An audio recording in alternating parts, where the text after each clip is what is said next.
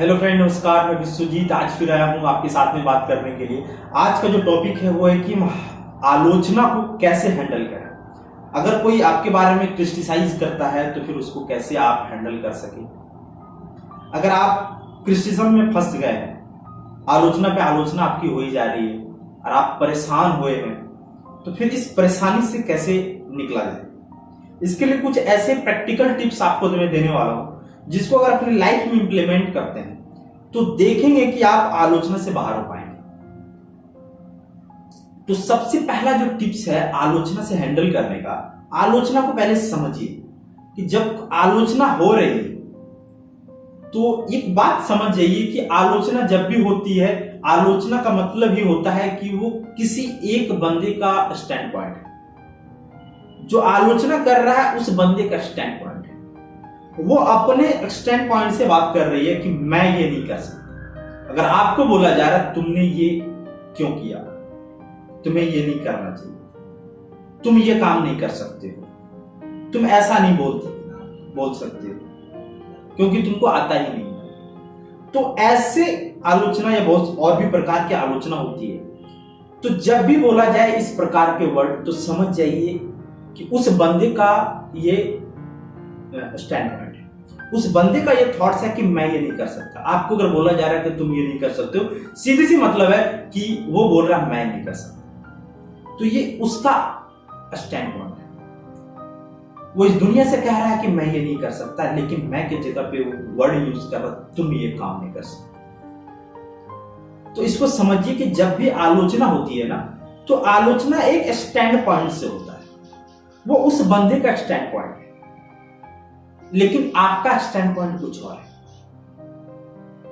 आलोचना पे कभी रिएक्ट नहीं करना चाहिए। रिएक्ट मतलब आप अगर रक्षात्मक बनेंगे, मतलब आप जैसे उस पर रिएक्ट किया, मतलब आप अपने आप को बचाने लगे। ऐसा काम करेंगे तो मतलब आप फंस गए, आप आलोचना में फिर फंस गए, क्योंकि अब आपने अपना स्टैंड पॉइंट छोड़ दिया। सपोज दैट आपने कोई काम किया पॉजिटिविटी से लेके, सपोज दैट आपने कोई ऐसा काम किया जो इस समाज को भला करता हो, आपने कोई ऐसा काम किया जिसके थ्रू आप अपने लक्ष्य की ओर बढ़ रहे हो, और ऐसे कामों में कोई आलोचना आपकी कर रही है और उस आलोचना जैसे आता है इसके बदले में आप रिएक्ट करते हो।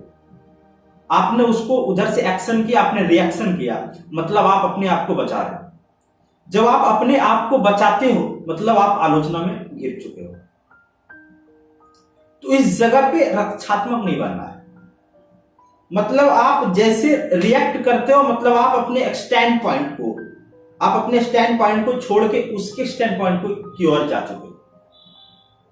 आपकी स्टैंड पॉइंट क्या थी? पॉजिटिविटी। आपकी स्टैंड पॉइंट क्या थी? भलाई करना। आपकी स्टैंड पॉइंट क्या थी?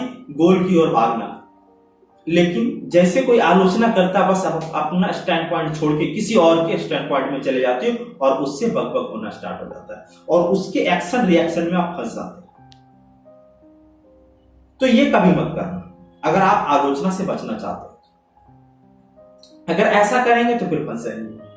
आलोचना से बचने के लिए जो तीसरा है वो कि व्यक्तिगत रूप में ना ले से, क्योंकि वो जो मैं जो पीछे कवर किया था कि वो स्टैंड पॉइंट उसका है। आप वो स्टैंड पॉइंट अगर अपने आप में जोड़ लेंगे तो फिर फंस जाएंगे। इसको कभी भी व्यक्तिगत मत लीजिए। देखिए और समझिए कि ये जो आलोचना हो रही है क्यों हो रही है, कौन कर रहा है, आलोचना करने वाले बंदे का कैरेक्टर क्या है, उसके बोलने का रिएक्शन क्या था, मतलब वो बोलना क्या चाहता था, साइन को समझिए और फिर उससे कुछ सीखिए। आलोचना से सीखना ये तीसरा पॉइंट है। अगर आप आलोचना से सीख के आगे बढ़ते हैं तो फिर आप आगे ही बढ़ते जाएंगे, लेकिन आलोचना से आप सीखेंगे ही नहीं और उस पर रिएक्ट करेंगे तो फिर आप फंस जाएंगे। तो आलोचना से क्या करना है? सीखना है।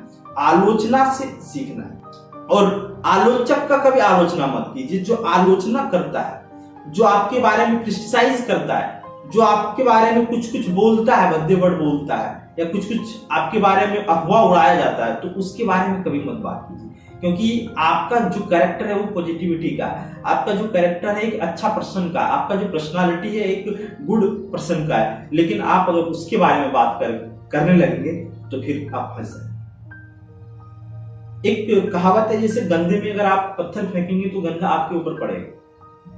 तो इसीलिए आपको कभी भी आलोचना करने वाले बंदे से रिएक्शन में, एक्शन में फंसना नहीं चाहिए, उस पर कभी भी रिएक्ट नहीं करना चाहिए। अगला जो टिप्स है वो है कि ये समझ लीजिए कि जब भी आलोचना होती है या जो भी आलोचना करने वाले बंदे होता है वो इस जिंदगी से नाखुश होता है, वो हार चुका होता है।